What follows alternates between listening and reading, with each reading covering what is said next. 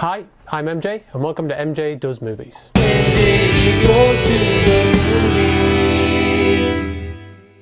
So, this is the first time I've ever done anything like this. It's been something I've been meaning to do for a long time, but really I just wanted to kind of talk about films that I've seen and, you know, I guess review them.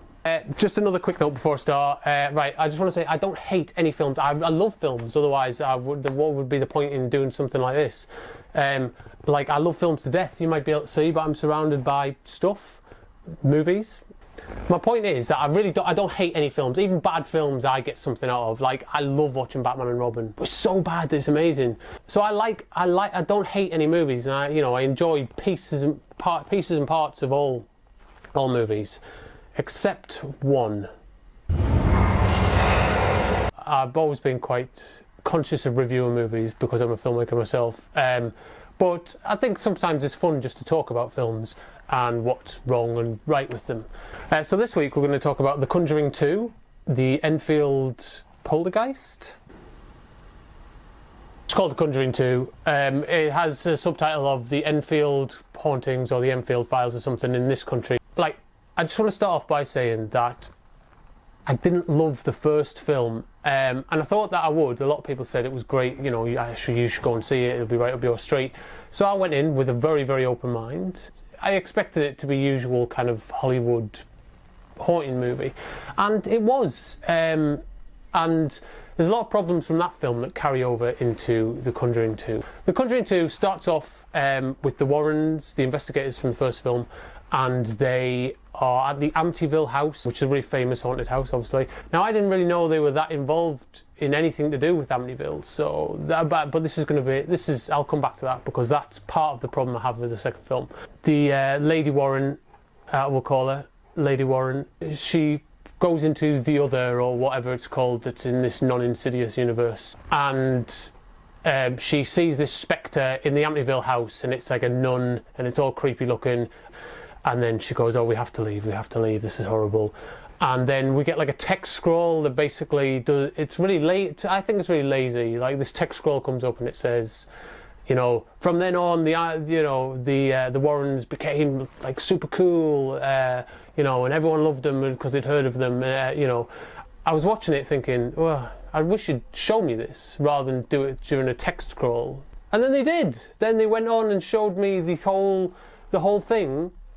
As another scene that represented exactly what they'd said in the text. Well, that's another, 20 minutes of this film wasted or whatever. Then we go to the actual meat and bones of the story. Without trying to spoil it too much, I know the story of the Enfield Poltergeist quite well, being from the UK. And we kind of get like what is kind of Hollywood's interpretation of old kind of 70s England. Demonstrates governor, and it's not badly done. Some of the child actors in it are not good on any level. They suck. Or at least at first. I feel like they kind of got better as the film went on, but the initial scenes where we meet them, they suck.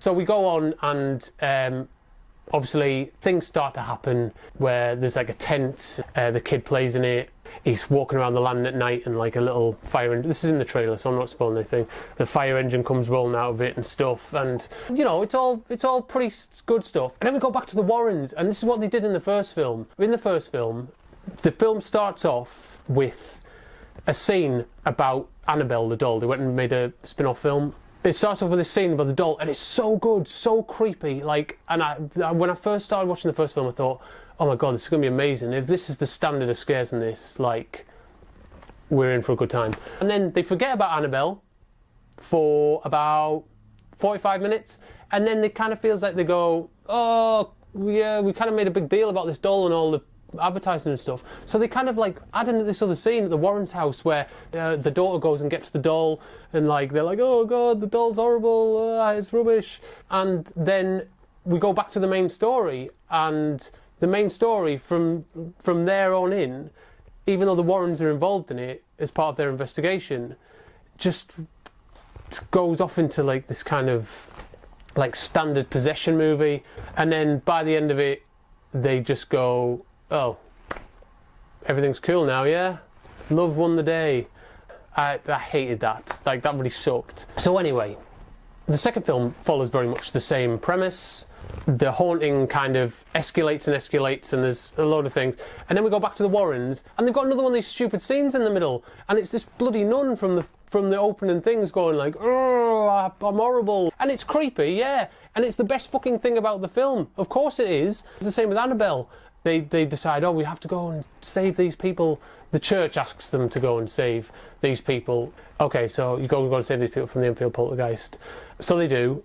In this film's defence, where this first film kind of slid off into generic possession movie, this kind of went the other direction. It got creepier and creepier and creepier, and then turned into like a Hollywood action movie. Like, towards the end, where it full on just turns into a kind of like explosions and, oh my god, only us the Warrens can fucking save the day. Ed Warren becomes a fucking action hero in the last 15 minutes. It's like laughable, like literally, I was rolling my eyes through the entire bit, and then through this whole sequence. And anything that could have been scary there, suddenly I was like, wow, well, this is fucking stupid now.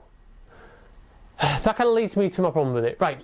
Is it scary? Well, let me give you a bit of context. I went to the cinema yesterday to see this at 12:30 in the afternoon, and I got there, I booked my tickets online, and it said there was about 8 other people who'd already booked seats, so I booked something at the back and thought I'd go and sit there and have a coffee and some sweets. No one else turned up, so I was in the screen on my own, and I thought, oh shit, like there's no scarier situation than this, sat in an empty theatre on your own watching a movie like this. I gotta admit, there was a couple of bits where I thought, it had me like rolling my eyes more times than it had me jumping, and there was like one bit that made me jump, and it was a fucking like stupid cheap jump scare, you know, like where it's like everything's quiet, rah, like, and I thought, oh fuck you, like it's super fucking cheap.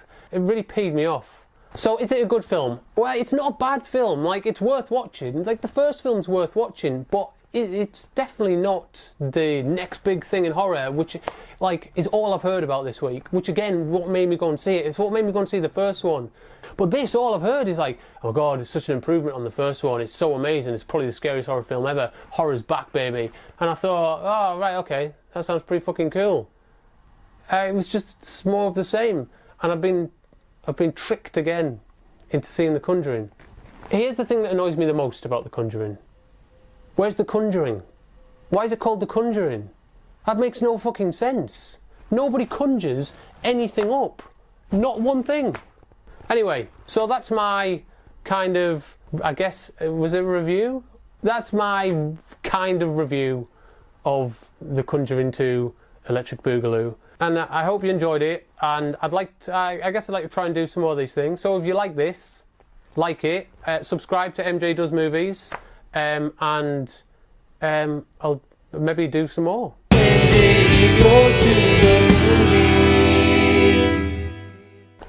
Thanks for watching. If you enjoyed this, please subscribe at the button below, and don't say goodbye, just say good journey. That's from Masters of the Universe. And what are you looking at, Terry?